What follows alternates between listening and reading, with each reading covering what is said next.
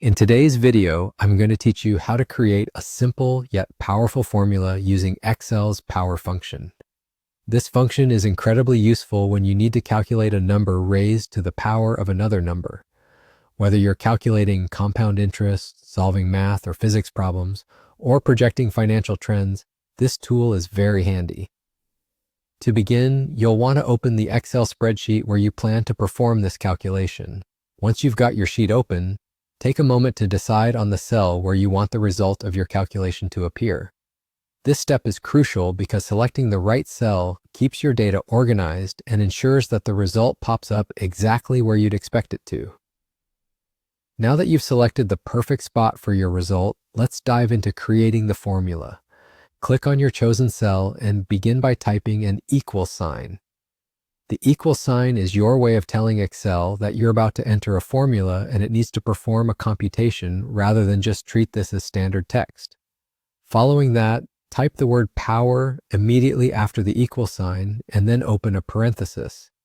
What this function does is take two arguments, your base and your exponent.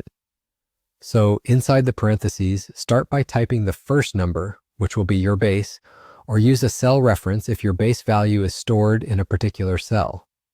After typing this, follow up with a comma. This comma is particularly important as it separates your two arguments. Now type the second number or second cell reference, which is your exponent. To finish your formula, simply close the parenthesis. To give you a clear example, your formula might look like this, equals power, open.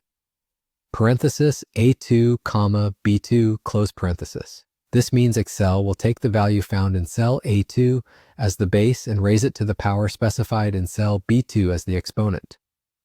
Once you have completed typing your formula, just press enter, and Excel will instantaneously display the result of your calculation in the cell you've pre-selected. In case you have any doubts about whether your formula has been correctly entered, you can always double check. Simply click on the cell containing your formula. You'll see the entire formula appear in the formula bar at the top of your Excel window. This feature provides a straightforward way to verify everything is as it should be before proceeding, and that's all there is to it. You've now successfully learned how to utilize the power function in Excel. With these straightforward steps, you can easily and precisely execute exponential calculations. Thanks for joining me today.